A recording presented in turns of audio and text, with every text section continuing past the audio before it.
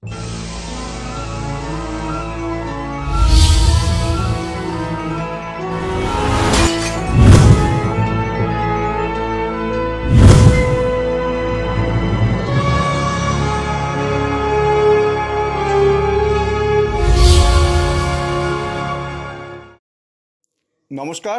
আপনারা দেখছেন কড়া খবর।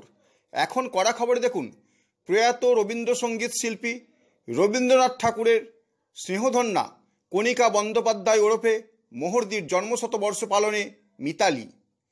এবছর কিংবদন্তি রবীন্দ্রসঙ্গীত শিল্পী কণিকা বন্দ্যোপাধ্যায় ওরফে মোহরদির জন্মশতবর্ষ। তাঁর এই জন্মশতবর্ষ উপলক্ষে তাঁরই হাতে গড়া সংস্থা মিতালির পক্ষ থেকে সারা বছর ধরে বিভিন্ন অনুষ্ঠানের মধ্য দিয়ে তাকে শ্রদ্ধা জানানো হচ্ছে। 22শে জুন কলকাতার শিশির মঞ্চে এমনই এক মনোগ্রাহী সন্ধ্যার আয়োজন করা হয়েছিল, যেখানে কথায় ও গানে শিল্পীকে শ্রদ্ধা জানালেন তাঁর গুণমুগ্ধরা। 22শে জুন সন্ধ্যায় এই উপলক্ষে শিশির মঞ্চে উপস্থিত ছিলেন জন্মশতবর্ষ কমিটির চেয়ারম্যান প্রাক্তন সাংসদ অধ্যাপক প্রদীপ ভট্টাচার্য, উপস্থিত ছিলেন রাজ্যমন্ত্রী বাবুল সুপ্রিয়, কিংবদন্তি রবীন্দ্রসঙ্গীত শিল্পী স্বপ্না ঘোষাল, বিশ্বভারতী বিশ্ববিদ্যালয়ের অ্যাসোসিয়েট প্রফেসর ডক্টর তাপু বিশ্বাস। এছাড়াও ছিলেন মিতালির সম্পাদক অতীন সেনগুপ্ত সহ সভাপতি Pradip Majumdar, joint secretary Alok Dutta, press secretary Tapas Roy, treasurer doctor Ashtam Kumar Shaw, সদস্যা মিতালি সেনগুপ্ত, অ্যাসিস্ট্যান্ট সেক্রেটারি সুরজিৎ মালাকার, বিশিষ্ট রবীন্দ্রসঙ্গীত শিল্পী তিমির বরণ ঘোষ, বাংলাদেশের বিশিষ্ট রবীন্দ্রসঙ্গীত শিল্পী ফাহিম হোসেন চৌধুরী, বিশিষ্ট বাচিক শিল্পী সতীনাথ মুখোপাধ্যায়, কণিকা বন্দ্যোপাধ্যায়ের শেষ জীবনের চিকিৎসক ডাক্তার সন্দীপন বক্সি প্রমুখ। এদিন কথায় ও গানে শিল্পীকে শ্রদ্ধা জানান তিমির বরণ ঘোষ, মধুরিমা দত্ত চৌধুরী, প্রবুদ্ধ রাহা, স্বয়ং সেনগুপ্ত, অলোক রায়চৌধুরী, অগ্নি বন্দ্যোপাধ্যায়, ফাহিম হোসেন চৌধুরী, এরিনা মুখার্জি, শীর্ষ রায়, বিভাবেন্দ্র ভট্টাচার্য, শোভনা ভট্টাচার্য ছাড়াও আরও অনেক শিল্পী। কণিকা বন্দ্যোপাধ্যায়ের প্রতিকৃতিতে পুষ্পার্ঘ্য অর্পণ করেন প্রদীপ ভট্টাচার্য, বাবুল সুপ্রিয়, তাপু বিশ্বাস, অষ্টম সাউ, স্বপ্না ঘোষাল সহ অন্যান্যরা। এদিন ছোট্ট শিল্পী তথা মন্ত্রী বাবুল সুপ্রিয়র কন্যা একটি গানও করেন। এদিন সংস্থার স্মরণিকা প্রকাশ করেন প্রাক্তন সাংসদ তথা জন্মশতবর্ষ উদযাপন কমিটির চেয়ারম্যান সহ অন্যান্যরা। চলুন এখন আমরা সরাসরি চলে যাই চেয়ারম্যান প্রদীপ ভট্টাচার্যের কাছে, তার মুখ থেকে শুনে নিই আজকের অনুষ্ঠান প্রসঙ্গে কিছু কথা।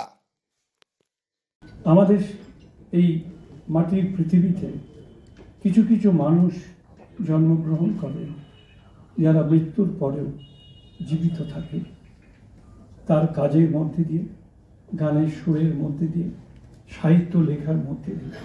কণিকা বন্দ্যোপাধ্যায় তেমনি একজন মানুষ যিনি মৃত্যুর পরও অমর হয়ে আছে, অমর হয়ে থাকবেন। আপনারা তার গান শুনে আনন্দ উপভোগ করুন, শ্রদ্ধা জানান। এই কথাটুকু বলেই আমি আমার বক্তব্য শেষ করছি, কারণ সময় কম। আপনারা চেয়ারম্যানের কথার পর আমরা শুনবো এদিন উপস্থিত মিতালির সম্পাদক সহ অন্যান্য সদস্যদের কথা এবং এদিন যে সমস্ত অতিথিরা উপস্থিত ছিলেন তাদের কথা। তারপর সবশেষে শুনবো শিল্পীকে শ্রদ্ধা জানিয়ে যে সমস্ত সঙ্গীত শিল্পীরা সঙ্গীত পরিবেশন করলেন তারও অংশবিশেষ। আমরা মোহর্দিদের কাছে লালিত পালিত, ওদের গান শুনে আমরা পিছনে পিছনে এসেছি। আমি বিশেষ করে মোহর্দির কথাই বলি। মোহর্দির কথা বলতে গেলে সুচিত্রা দিয়েও চলে আসেন। একলা মোহর্দিকে বলাটাও আবার একটু অসুবিধা লাগে। যাই হোক, মোহর্দির কথাই বলি। মোহর্দিকে আমি রবীন্দ্র জন্ম শতবর্ষে ওনাকে আমি প্রথম দেখি এবং হাওড়া জেলার একটা রবীন্দ্রসঙ্গীত প্রতিযোগিতা হয়েছিল, সেখানে উনি বিচারকের আসনে ছিলেন। শ্রীমতী মায়া সেন, কণিকা বন্দ্যোপাধ্যায়, শ্রী রমেশচন্দ্র বন্দ্যোপাধ্যায়, এই তিনজনের কাছে আমি তখন প্রতিযোগী হয়ে গান শুনিয়েছিলাম এবং ওরা খুব ভালো নম্বর দিয়ে আমাকে প্রথমও করেছিলেন। আমি প্রথম হয়েছিলাম। সেই আমার মোহর্দিকে প্রথম দেখা। তারপরে মোহর্দিকে আমি শান্তিনিকেতনে আমার দিদি কাজ করতেন ওখানকার, ফলে দিদির বাড়ি যাতায়াতে ওখানে পৌষ মেলা, বসন্ত উৎসব, ওগুলো তখন মানে সবাই আমরা খুব যেতে ভালোবাসি। তো আমিও যেতাম, তখন মহদ্দি দূর থেকে গান শুনতাম, মহদ্দি গাইছেন, কি ভালো কি ভালো, মানে এখনও সেগুলো মানে আপনাদের বলতে কেমন লাগছে যে মহদ্দি গাইছেন, সেই সুর কোথায় চলে যাচ্ছে, কি বাঁশি, মানে মহদ্দির সুরের কথা আপনারা সবাই বলবেন, কি নিখুঁত সুর লাগাতেন। মানে আমরা রবীন্দ্রসঙ্গীত শিল্পীরা ঠিক অতটা চেষ্টা করছি সবাই, কিন্তু মহদ্দি যেন সবার উপরেই ছিলেন। হচ্ছিল তখন দিদির চোখ থেকে আমরাও মহর্দিকে সেইভাবে দেখছি। চাকরি সূত্রে শান্তিনিকেতনে থাকা, বিশ্বভারতীতে অধ্যাপনা করা, আমরা যখন এখনো কাজ করতে করতে ক্লান্ত হই, মহর্দির গানের মূর্ছনায় আমরা আরো বেশি উজ্জীবিত হয়ে উঠি। আজকের এই সন্ধ্যাটা আশা করছি আপনারা সবাই অত্যন্ত আনন্দ পাবেন, এবং যে প্রচেষ্টাটা শুরু হয়েছে শান্তিনিকেতনেই শুরু হয়েছিল, স্যার বললেন বাংলাদেশে গিয়ে শেষ হবে। দুটো বাংলা মহর্দির মূর্ছনায়, গানের মূর্ছনায়, সুরের মূর্ছনায়, সংস্কৃতি, গান, ছন্দ হয়তো একে একাকার হয়ে থাকবে, থাকবে না কোনো বিভেদ দুই বাংলার গানের, সংস্কৃতির, শিল্পের। এই আমি আশা রাখি। ওনার মতো একজন আর্টিস্ট সুচিত্রা মিত্র, কণিকা বন্দ্যোপাধ্যায়, ছোট থেকে আমার ঠাকুরদাদার কাছে যখন গান শিখেছি তখন গঙ্গার ধারে ব্যান্ডেলের বাড়িতে, এক্স্যাক্টলি রবীন্দ্রসঙ্গীত কীভাবে গাওয়া উচিত, কীভাবে, মানে আমি ভাবটাই বলছি, এই ভাবটার যে ব্যাপারটা, যেটা আমার বাবা কাকা খুব ভালো গায়, কিন্তু ওরা কেউ প্রফেশনালি গানটা নেয়নি, নিতে পারিনি তখনকার ইয়েতে। তো আমার বাবার ঠিক পরের যে পিসি, অপর্ণা পিসি, আমাদের বাড়িতে যখন ঠাকুরদাদা বিশাল অর্গানেতে বসে গান বাজনা হতো, মিষ্টি টিষ্টি সব অর্গানের নিচে রাখা থাকতো, যতক্ষণ না আমাদের সবাইকার উপাসনা গান শুরু হতো, অসত মা, সদ্গমা, এগুলো উনি সব বলতেন, আমার মনে পড়ে। তো যতক্ষণ না ওটা শেষ হতো ততক্ষণ আমরা কেউ মিষ্টি পেতাম না। কে কোন গানটা ভালো গাইছে সেই জন্যই গানের লিস্ট হতো। যে বাড়িতে ছোটোখাটো জন্মদিনই হোক, কারোর বিয়ে হোক, যাই হোক না কেন, সবসময় গানের ঠাকুরদাদার ঘরেতে, ছাদের ঘরেতে এটা হতো। তো এই অপর্ণা পিসি অর্গান বাজিয়ে, ওই পায়ে বেলো দিয়ে যে অর্গান বাজায়, সেই অর্গান বাজিয়ে এই গানটা, যেটা আমি এখন গাইবো, সেটা খুব ভালো গাইতেন। তো এই গানটা নর্মালি আমার পিসির ভাগেই পড়তো। পিসি এখনো বেঁচে আছেন, কিন্তু আমিও মানে আজকে এই গানটা আমি গাইবার সুযোগ পাবো, বিকজ পিসি থাকলে আমার থেকে বেটার গাইতো। কারণ আমরা মহর্দির শুরু করেছি 12ই অক্টোবর 2023 আমরা শান্তিনিকেতনে প্রথম আমরা শুরু করেছি। এই দ্বিতীয় অনুষ্ঠান আমরা করছি আমরা এই 22শে জুন শিশির মঞ্চে। তো অ্যাকচুয়ালি মহর্দি মানে মিতালির কর্ণধার ছিলেন। এই মিতালির নিজের হাতে তৈরি করেছিলেন মহর্দি, এবং তার একটা মাত্র কারণ ছিল কি, দুই বাংলাদেশের সাংস্কৃতিক মিলন। এমনি আমরা ভৌগোলিক দিকে আমরা হয়তো অনেক আলাদা বা অন্য কিছু হবে, উনি চেয়েছিলেন যে সাংস্কৃতিক মিলন হোক দুই বাংলা, এবং সেইটার জন্য আমরা দীর্ঘ এই লাস্ট 24 বছর ধরে আমরা এই কাজ করে যাচ্ছি। বাংলাদেশের আজকে ধরুন বাংলাদেশে আমরা যাই, এখান থেকে বাংলাদেশে আজকের অনুষ্ঠানে বিশিষ্টতা বলতে কাকে আসছেন? ফাহিম হোসেন চৌধুরী, উনি আসছেন বাংলাদেশ থেকে। উনি বাংলাদেশের খুব মানে প্রখ্যাত শিল্পী, তিনি আজকে গাইবেন। তাছাড়া আমাদের এখানে আছে প্রবুদ্ধ রাস, তারপরে মধুরিনা দত্ত চৌধুরী আসছেন, তারপরে থাকছেন শিরিন সুরিয়া,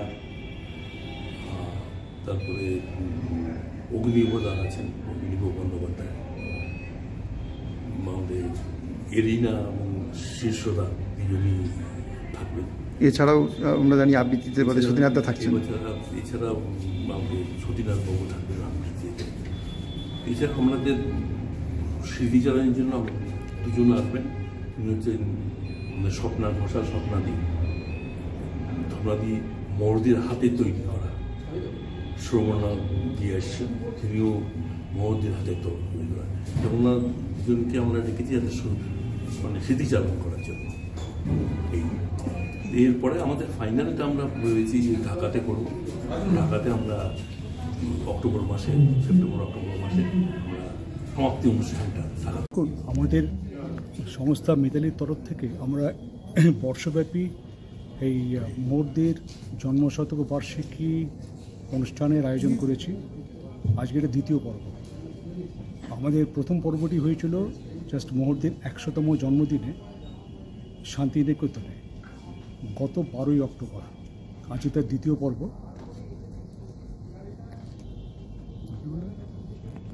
আজকে আমাদের অনুষ্ঠানের উদ্বোধনে আসবেন পশ্চিমবঙ্গ সরকারের মাননীয় মন্ত্রী বাবুল সুপ্রিয়। তিনি তো নিজেও স্বনামধন্য সঙ্গীত শিল্পী। এছাড়াও আসবেন আজকের বাংলাদেশের অন্যতম বিখ্যাত সঙ্গীত শিল্পী ফাহিম হোসেন চৌধুরী। এছাড়াও থাকবেন এ বাংলার এই প্রজন্মের এবং আগের প্রজন্মের বেশ কয়েকজন শিল্পী। যে মিতালি ভারত বাংলাদেশ সংস্কৃতি সংসদ কণিকাদি হাত দিয়েই তৈরি। কণিকা বন্দ্যোপাধ্যায় অর্থাৎ মোহরদির জন্মদাত্রী মিতালি, ওনার হাতেই তৈরি আমাদের এই মিতালি 1991 সালে। সেই জন্মলগ্ন থেকেই আমি কণিকাদির ডাকে এবং আমাদের তদানীন্তন যে সক্রিয় সদস্য কমলেশ সেনগুপ্তের ডাকে আমি এই ফাউন্ডার মেম্বার হই। তখন থেকেই আমি সক্রিয় 91 সাল থেকে এর সাথে জড়িত। তা কণিকাদি দুই বাংলার মেলবন্ধনের জন্য সুসংস্কৃতি গড়ে তোলার জন্য আমাদের এই সংস্থা তৈরি হয় এবং কণিকাদির সেই চিন্তাধারা এবং সুস্থ সংস্কৃতির আদর্শকে মনে রেখে আমরা এখনও বয়ে চলেছি তার আদর্শকে নিয়ে যেতে। কিন্তু কণিকাদির জন্মশতবর্ষ এবার আমাদের এই 23 সাল থেকে 24 সাল এই 1 বছর ধরে পালিত হবে। তার প্রথম সূচনা হয়েছিল বোলপুরের গত 12ই অক্টোবর 2023 উৎসর্গ মঞ্চে সূচনা হয়েছিল। আজকের আমাদের এখানে কণিকাদির জন্মশতবর্ষ পালন করছি আমরা শিশির মঞ্চে 22শে জুন, এবং এর সমাপ্তি হবে কণিকাদির জন্মদিন 12ই অক্টোবর ঢাকাতে, বাংলাদেশে ঢাকাতে। এই বছরেই আমরা ওখানে সমাপ্তি ঘোষণা করব। এই 1 বছর ধরে আমাদের নানান রকম অনুষ্ঠান চলছে। এছাড়া আমরা মিতালির তরফ থেকে অনেক কাজ করেছি এই দীর্ঘ 3 দশকের উপরে। তার প্রথম উল্লেখ করা যায় যে আমরা সিটিজেন্স পার্কের উল্টো যে নাম আছে সেটা মোহরকুঞ্জ নাম রেখেছি, কণিকাদির নামে আমরা মোহরকুঞ্জ নাম রেখেছি। প্লাস কণিকাদির নামে স্মরণে আমরা ডাক টিকিট প্রকাশ করেছি তদানীন্তন কেন্দ্রীয় যোগাযোগ মন্ত্রী প্রমোদ মহাজনের হাত দিয়ে, এবং আমরা রবীন্দ্র সদন চত্বরে একটি বকুল গাছ পুঁতেছি মোহর বকুল নাম দিয়ে। সেদিনের সেই চারা গাছ মোহর বকুল আজকে মহিরুহে পরিণত। এরকম নানান রকম কাজ আমরা করেছি নানান সময়। এবং সবচেয়ে যেটা বড় জিনিস না বললেই নয়, ভারতবর্ষের মধ্যে প্রথম মেট্রো রেল এবং পাতাল রেলে চলমান কম্পার্টমেন্টে রবীন্দ্র জয়ন্তী পালন করেছি আমরা মিতালির তরফ থেকে, সেই সময় যখন প্রথম মেট্রো চালু হয়। এবং সেটা করেছিলাম আমরা দমদম থেকে টালিগঞ্জ থেকে দমদম চলমান ট্রেনে রবীন্দ্র জয়ন্তী, এটা আমরা এই মিতালির তরফ থেকেই করেছিলাম। আমরা এই মোহরদির জন্মশতবর্ষে সারা বছর ধরেই অনুষ্ঠান করছি এবং আজ 22শে জুন আমাদের বিশেষ অনুষ্ঠান শিশির মঞ্চে কলকাতায়। আমরা এর আগে শান্তিনিকেতনে আমরা মোহরদির এই জন্মশতবর্ষ পালন করেছি এবং মোহরদির ঠিক প্রয়াণ দিবসে আমরা মোহরকুঞ্জে অনুষ্ঠান করেছি মোহরদিকে নিয়ে। আমরা সেখানে মাল্যদান এবং মোহরদির গান, মিতালির সমস্ত সদস্যরা একসঙ্গে দাঁড়িয়ে মোহরদির প্রয়াণ দিবসেও আমরা পালন করেছি। এইভাবেই আমরা বিখ্যাত রবীন্দ্রসঙ্গীত গায়িকা কণিকা বন্দ্যোপাধ্যায়কে সারা বছর ধরেই স্মরণ করছি। যেহেতু মিতালি এই কণিকা বন্দ্যোপাধ্যায়ের হাত ধরেই তৈরি, সেই কারণে ভারত বাংলাদেশ যৌথ একটি ব্যবস্থায় সংস্কৃতির প্রচার প্রসার, বিশেষত রবীন্দ্রসঙ্গীত, এই নিয়েই আমাদের নানান কাজকর্ম সারা বছর ধরেই চলবে এবং আমরা মোহরদিকে এই বছরটা এইভাবেই আমরা স্মরণ করব। সারা বছর মানে যতক্ষণ মোহরদি আমাদের সঙ্গে সঙ্গে থাকবেন, আমরা ঠিক করেছি যে আমরা তাকে স্মরণ করব বিশেষভাবে। এবং মিতালি যতদিন থাকবে, মিতালি তার সমস্ত কিছু মোহরদির স্নেহ সান্নিধ্য এইগুলোকে নিয়েই এগিয়ে চলবে, এটাই আমাদের লক্ষ্য। মিতালি হচ্ছে এমন একটি সংস্থা যেটা আমাদের ভারত বাংলাদেশ যৌথ সম্প্রীতির একটা সংস্থা, যেটা আমাদের শ্রদ্ধেয়া কণিকাদি এটা সূচনা করেছিলেন এবং তিনিই ছিলেন প্রথম সভানেত্রী ছিলেন আর কি। এবং তিনি মিতালিকে এরকমভাবে ভালোবাসতেন যে প্রতি বছর যখন আমাদের এই রবীন্দ্রনাথের যখন হতো, যে সমস্ত অনুষ্ঠানগুলো হতো, সেখানেতে আমরা আসতাম এবং সেখানেতে রবীন্দ্রসঙ্গীতকে প্রসার এবং প্রচারের জন্যে যেটা কণিকাদি আজীবন করে গেছেন, সেটা আমরা মিতালির তরফ থেকে করেছি। কিন্তু খুবই দুর্ভাগ্যের বিষয় যে আমরা 2000 সালে এই কণিকাদিকে আমরা হারিয়েছি। এটা তো কালের গতিতে চলবে, চিরদিন তো কেউ আর বেঁচে থাকবে না। এবং সেখানে একটা আমার খুব উপলব্ধি হয়েছে, যেটা যখন রোগশয্যায় কণিকাদি রয়েছেন পিজি হসপিটালে, তখন আমারই একজন স্নেহধন্য ডাক্তার আর কি, ডক্টর সন্দীপন বক্সি, এই কণিকাদির ট্রিটমেন্ট করেছিলেন। এবং সেই সময় সকাল থেকে সন্ধ্যা পর্যন্ত সেখানে উপস্থিত থাকতেন তারই কন্যা সোমা, রেজওয়ানা চৌধুরী বন্যা। এবং প্রথম দিনের অভিজ্ঞতা, সেটা সন্দীপন যেটা আমাকে করে বলেছে, যে প্রথম দিন এসে দেখছেন নার্সকে নিয়ে যখন পিজি হসপিটালে ঢুকেছেন, কণিকাদির বেডে যখন গেছেন, ওখানে যেয়ে দেখছেন যে একটি মেয়ে সেখানে দাঁড়িয়ে আছে। তো সিস্টারকে জিজ্ঞেস করলেন, মেয়েটিকে আপনি এভাবে তাকে ঢুকতে দিয়েছেন কেন? তা তখন তাকে বলা হয়েছে যে ঠিক আছে, আপনি বাইরে চলে যান, আমরা যখন প্রয়োজনে আপনাকে ডেকে নেব। মেয়েটি বাইরে চলে যাওয়ার পরেই তখন যিনি নার্স ছিলেন আর কি, তিনি বললেন যে স্যার আপনি ওকে চেনেন না, ইনিই তো সেই রেজওয়ানা চৌধুরী বন্যা। তা তখন সন্দীপন বলছে যে আমি খুবই অবাক হয়ে গেছি এবং আমিও হচ্ছি রেজওয়ানা চৌধুরী বন্যার খুব ফ্যান। তো তাকে তখন বললাম যে, বাইরে যেয়ে বললাম যে কে হন উনি আপনার? বললেন উনি আমার মাতৃসমা।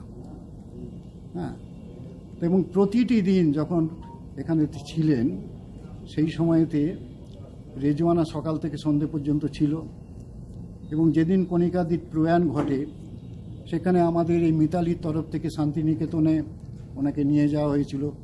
তাদের মধ্যে উপস্থিত যারা ছিলেন, আমাদের এই যে অলোক দত্ত, তারপরে অতীন সেনগুপ্ত, তারপর টিকে সেনগুপ্ত, এরা সবাই সেখানে গিয়েছিলেন শান্তিনিকেতনেই, যে ওনার শেষকৃত্য সমাপন করা হয়েছিল। এবং আমার সৌভাগ্য যে এইরকম একটা সংস্থার সঙ্গে আমি যুক্ত হতে পেরেছি, এবং আমি আমার আপ্রাণ চেষ্টা করি যে কিভাবে কণিকাদিকে আমরা শ্রদ্ধা করতে পারবো। তার জন্মদিনে আমাদের এখানে মোহরকুঞ্জ আছে, মোহরকুঞ্জে আমরা সেখানে মাল্যদান করে আমরা সেখানে কিছু গান করি। আর মৃত্যুদিনেও সেরকমভাবে আমরা এক একটা অনুষ্ঠান করি। কিন্তু এবছরেরটি একটা বিশেষ বর্ষ, যেটা হচ্ছে যে শতবর্ষ আর কি, কণিকাদির শতবর্ষ। তা সুতরাং সেই শতবর্ষে তাকে আমরা আমাদের যে নমস্কার এবং আমাদের যে প্রণাম, আমাদের তার প্রতি যে শ্রদ্ধা যদি আমরা ব্যক্ত করতে পারি গুণীজনের সান্নিধ্যে, আমি তো মনে করব যে আমরা প্রত্যেকেই ধন্য। আর আমাদের যে বর্তমান যিনি সম্পাদক রয়েছেন শ্রী অতীন সেনগুপ্ত, তিনি আমার 50 বৎসরের বন্ধু, এবং তারই সঙ্গে আমি এখানে রয়েছি এখানকার ট্রেজারার হিসেবে। আর আমাদের পরবর্তী যে সম্পাদক শ্রী অলোক দত্ত, তাকে আমরা এই যে কণিকাদির যে সমাপ্তি অনুষ্ঠান যেটা হবে আর কি, সেটা বাংলাদেশ ঢাকাতে আর কি, তার আগেই আমি আমার একে বলবো, বন্ধুবর অতীনকে বলবো যে অলোককে পরবর্তী পর্যায়ের জন্য সম্পাদক মনোনীত করা হোক। সেটা অলরেডি হয়ে রয়েছে। এবং এখানে প্রত্যেক সদস্য যারা রয়েছেন প্রত্যেকেই সঙ্গীত অনুরাগী, এবং শুধু কণিকা বন্দ্যোপাধ্যায় বলে না, রবীন্দ্রসঙ্গীত শিল্পী যারা রয়েছে প্রত্যেকের প্রতি আমাদের শ্রদ্ধা রয়েছে। কিন্তু বিশেষ শ্রদ্ধা আমাদের কণিকাদির জোরে রয়েছেন, যিনি গুরুদেবের একেবারে কোলে বসে গান শিখেছিলেন এবং আশ্রমিক ছিলেন যিনি আর কি। এর থেকে তো বড় আর কিছু হতে পারে না। আমি চাইবো যে আমাদের এই মিতালি আরও উত্তরোত্তর বৃদ্ধি পাক। আমরা তো এই মুহূর্তের প্রতিষ্ঠিত এই মিতালি সংস্থা একেবারে প্রথম দিককার সদস্য, প্রায় 25-30 বছর ধরে। উনি যখন বেঁচে ছিলেন তখন থেকে আমরা ওনার জন্মদিন পালন করছি। তাহলে ওনার শতবর্ষের এই পালনটা আমাদের কাছে অত্যন্ত আনন্দজনক একটা অনুষ্ঠান। আর এই অনুষ্ঠানে হচ্ছে 1 বছর ধরে অনুষ্ঠান চলছে আমরা জানি, যা শান্তিনিকেতন থেকে শুরু হয়েছিল এবং ঢাকাতে গিয়ে শেষ হবে, সে সম্পর্কে কী বলবেন? যেগুলো হয়ে গেছে সেগুলো সম্বন্ধে বলতে পারি, আর যেটা হয়নি এখনো সেটা তো বলতে পারবো না। সেটা আশা করি খুবই আনন্দদায়ক হবে, আর যেগুলো হয়েছে খুবই আমরা সেগুলো এনজয় করেছি। এটা আমরা খুব সুন্দর রেসপন্স পেয়েছি। তো আমাদের যেটা বোলপুরে প্রোগ্রাম হয়েছে সেটাও খুব সুন্দর হয়েছে, এবং আজকেও এখনও প্রোগ্রাম শুরু হয়নি, কিন্তু আমাদের বেশিরভাগ সিটই ভরে গেছে। তো তার থেকে বোঝা যায় মধ্যে প্রতি মানুষের শ্রদ্ধা এবং ভালোবাসা যেমন আগেও ছিল, আজও আছে, আশা করি ভবিষ্যতেও থাকবে। আর হচ্ছে আগামী প্রজন্মের কাছে হচ্ছে মহর্দিকে পৌঁছে দিতে আপনারা কী পরিকল্পনা নিচ্ছেন? আমাদের একটা এরকম পরিকল্পনা আছে যে আমরা একটা একাডেমি তৈরি করার, যেখানে মহর্দি বা এইরকম ঘরানা বা পুরোনো দিনের যে গান আছে সেটা যাতে নতুন প্রজন্মের মানুষদের কাছে পৌঁছে দেওয়া যায় এবং শেখানো যায়। আমরা খুব শীঘ্রই হয়তো সেগুলো নিয়ে একটু আরও ভালোভাবে এটা যাতে করা যায়। পরম সৌভাগ্য এটুকু বলতে পারি এক কথায়, পরম সৌভাগ্য। এর আগেও আমি মিতালির বিভিন্ন অনুষ্ঠানে গান করেছি, আর মিতালির সঙ্গে অনেকদিন থেকে যুক্ত, বহুদিন থেকে যুক্ত। এটা একটা কী বলবো ঐতিহ্যবাহী আমাদের সংস্থা, মহর্দির হাতে তৈরি, এবং যার মাধ্যমে আমরা জানি ভারত এবং বাংলাদেশের মধ্যে একটা সুসম্পর্ক গড়ে উঠেছে। হ্যাঁ, উনি চেয়েছিলেন এইভাবে, যে এইভাবে একটা সাংস্কৃতিক ভাব আদান প্রদান হোক আর কি, উনি চেয়েছিলেন আর কি। আর কিছু বলার নেই আর কি, গান সবচেয়ে বড় কথা এই অনুষ্ঠান যে আমরা করতে পারছি সেটাই আমরা মিতালিকে ধন্যবাদ যাই। আর মহর্দি এমন একটা ছিল, শুধু শতবর্ষ করলেই হবে না, তাকে আমরা মনে প্রাণে সবসময় আমাদের ভিতরেই থাকে, শতবর্ষ না, যতদিন আমাদের বয়স এবং বুদ্ধি হয়েছে। শুধু যে পশ্চিমবাংলায় ওনাকে আমরা শ্রদ্ধা করি এবং প্রণাম জানাই সেটা না, আমাদের বাংলাদেশেও, আমি ফাহিম হোসেন চৌধুরী বাংলাদেশ থেকে এসেছি। মহর্দির সাথে যে আমার খুব একটা আলাপ ছিল ঠিক বলতে পারবো না, 2বার আলাপ হয়েছিল যখন ঢাকাতে এসেছিল, এবং 91 সালে আমি 25শে বৈশাখ করতে এসেছিলাম, তখন মহর্দির সাথে আলাপ হয়েছিল। তখনই আমার প্রথম তাকে সামনাসামনি দেখি। এটা যেন আমরা শুধু শতবর্ষ না, সামনের দিনেও আমরা এগিয়ে যেতে পারি, তার আদর্শ দিতে পারি।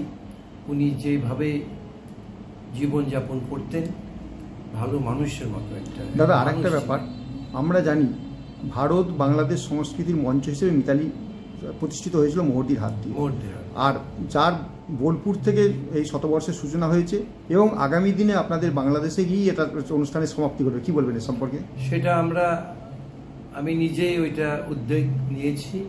আমরা 12ই অক্টোবর কিংবা অক্টোবরে যে কোনো সময় হল পাওয়া তো খুব ডিফিকাল্ট, সেইভাবে আমরা এখন থেকে হল বুক করার চেষ্টা করব। এই অনুষ্ঠানটি আমরা বাংলাদেশে শেষ করতে আগ্রহী। এখান থেকেও শিল্পীরা যাবেন, আমরাও থাকব, সকলের সহযোগিতা আমরা কামনা। এই যে সতীনাথ এসেছে, উনি এইদিকে থেকে যে কই সামনে এসো সামনে এসো, আমি সামনে গিয়ে এই প্রথম তার পায়ে একটু প্রণাম করলাম। উনি আমাকে সামনে বসে থেকে 2 গালে হাত দিয়ে কি মানে আদর করা বলতে যাবো যাই, ঠিক তাই। এবং ওই আমার যে কী ভালো লাগে তোমার, আমি না শুনছি আমার গায়ের লোম খারাপ হয়ে যেতে। কে বলছেন এই কথা? কণিকা বন্দ্যোপাধ্যায়। কোথায় দুধের দাম নামে একটা টেলিফোন করেছিলাম, সেইটা উনি দেখেছেন। তুমি কিরম করে একটা কুলির পাঠ ওরম করে করলে। কোথায় অপচয় বলে একটা টেলিফোন করেছিলাম, তুমি ওই রকম একটা মাতালের রোল তুমি কী করে করলে। আমি তো অবাক হয়ে গেছি। আমি ভাবছি যে ইনি তো মানে আমাদের গানের জগতের একটা শীর্ষস্থানের সম্রাজ্ঞী। তিনি আমাকে এইভাবে চেনেন, আমি কোথায় কবে কি করেছি মনে রেখেছেন, এবং সেগুলো এখন বলছেন। এবং বলছেন তোমার আজকে হয়তো অফিসে আবার ফিরে যেতে হবে, আমার খুব ইচ্ছে করছে তোমার সঙ্গে ভালো করে গল্প করবো, তুমি একটু সময় দিতে পারবে আমাকে। আমি তো মানে ভাষা হারা যে কি বলছেন উনি, কি শুনছি আমি। বলছে যে কালকে একবার আমি কালকে সকালে আসতে পারি। তো হচ্ছে গোড়া, হ্যাঁ কালকে সন্ধ্যেবেলা আসতে পারি। বলছে গোড়া কাল সন্ধ্যেবেলা আমাদের কি আছে? বলো আপনার তো ডক্টর ব্যানার্জির সঙ্গে কালকে অ্যাপয়েন্টমেন্ট, তুমি এক্ষুনি ওটা ক্যান্সেল করো, বলে অন্য কোনো দিন করতে। ও আসবে বলেছে, না ডাক্তারের অ্যাপয়েন্টমেন্ট পরে পাওয়া যাবে, আমি ওকে আর পাবো না। জন্মশতবর্ষ পালনের জন্য আমরা শিশির মঞ্চে উপস্থিত হয়েছি। সেই মিতালির কর্ণধার আমাদের মোহর্দি। আর এই মোহর্দি সম্পর্কে বলতে গেলে আমরা জানি মোহর্দি যখন মৃত্যুশয্যায় ঠিক সেই সময় তার চিকিৎসকের দায়িত্ব পালন করেছেন আপনি, কি বলবেন? হ্যাঁ, মোহর্দি অ্যাকচুয়ালি আমাদের পিজিতে কার্ডিওলজি ডিপার্টমেন্টের কেবিনে আমাদেরই ইউনিটে ভর্তি ছিলেন। তো আমি যেহেতু সেই সময় 3rd ইয়ার পিজিটি, ম্যাক্সিমাম সময় আমাকেই দেখতে যেতে হতো, সকাল বিকাল রাউন্ড। এবং একটা অদ্ভুত জিনিস দেখতাম, লাস্টের দিকে ওনার একটা একটা অ্যাপ্যাথি টাইপের চলে এসেছিল, মানে ইয়েতে যে আর এই ডাক্তার আর ছুঁচ ফুটিও না, এত পারছি না। হ্যাঁ, তো এইরকম মানে ব্লাড দেওয়া হতো, ইঞ্জেকশন দেওয়া হতো। আর ওনার সঙ্গে কনস্ট্যান্ট যিনি থাকতেন তিনি হচ্ছেন রেজর চৌধুরী বন্যা। তো ইনফ্যাক্ট উনি দু একদিন আমার কাছে বকুনিও খেয়েছেন যে কী ব্যাপার সবসময় কেবিনে কেন? কারণ এমনিতেই তো উনি খুব মানে যেহেতু সেলিব্রিটি, আজকে মন্ত্রী, কালকে বিভিন্ন আমলা কন্টিনিউয়াস আসতো। আর ওনার একটা তখন ম্যাসিভ একটা চেস্ট ইনফেকশন হয়ে গেছিলো। তো আমরা এই এত মানুষের আনাগোনাটাকে একটু প্রিভেন্ট করার চেষ্টা করছিলাম। তো এটাই আর কি, শেষের দিকে একদমই যে আর এভাবে বেঁধে রেখো না, মানে এত ইঞ্জেকশন, এত ওষুধ আর ইয়ের মধ্যে দিয়ে আর এভাবে বেঁধে রেখো না। সেটাই আর কি মানে আমার ওনার সঙ্গে প্রথম এবং শেষ দেখা আর কি। এভাবে এটা অন্য কোনোভাবে হলে ভালো হতো, কিন্তু চিকিৎসা হিসেবেই দেখা আর কি।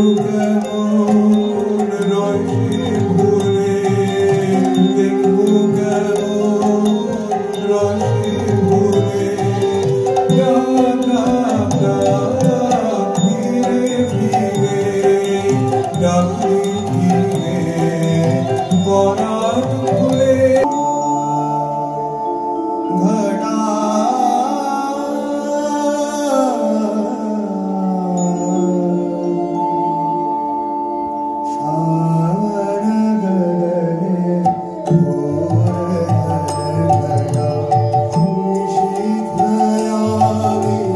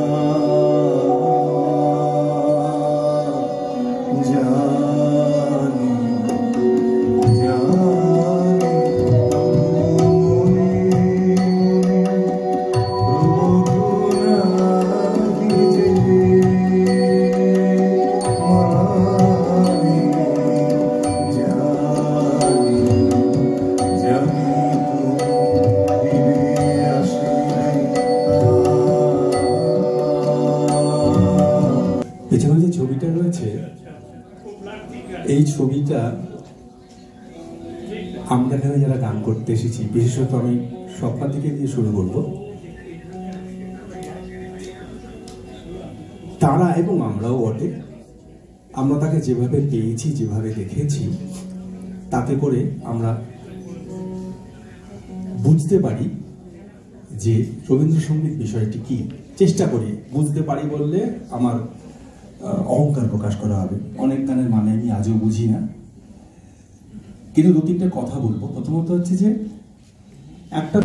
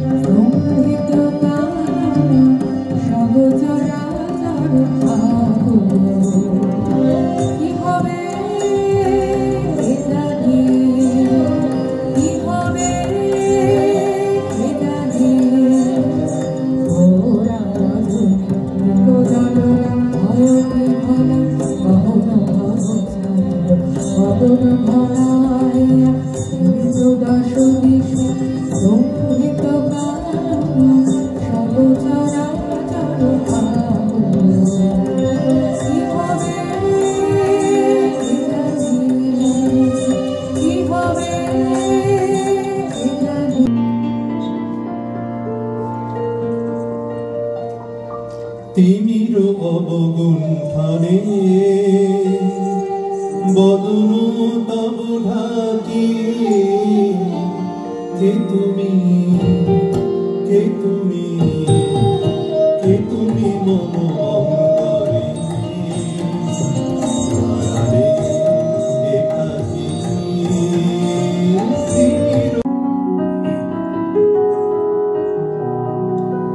ও যে মানে না মানা, ও যে মানে না মানা, আঁখি ফিরাইলে বলে না না না, ও যে মানে না মানা, ও যে মানে না মানা, আঁখি ফিরাইলে বলে না না না, ও যে মানে না মানা। যত বলি নাই রাতি, মলিন হয়েছে বাতি, যত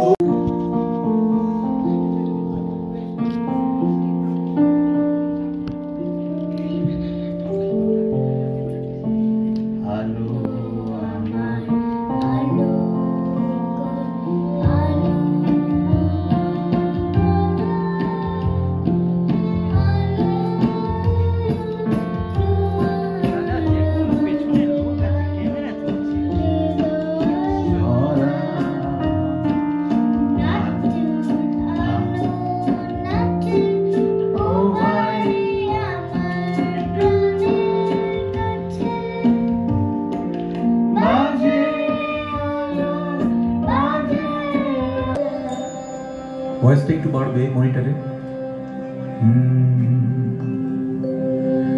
অনেক দিনে আমার যে গান আমার কাছে ফিরে আসে, তারে আমি শুধাই তুমি ঘুরে বেড়াও, ঘুরে ঘুরে ঘুরে বেড়াও কোন অনেক। আপনি কি আপনার খবর সরাসরি সম্প্রচার করতে চান অথবা আপনার এলাকার খবর দেখাতে চান? তাহলে যোগাযোগ করুন কৃষ্ণপ্রসাদ পাত্র, ফোন নম্বর 8622800252 অথবা 8282860856 এই নাম্বারে, অথবা অর্জুন সেন CPRO, ফোন নম্বর 9433138840 এই নাম্বারে।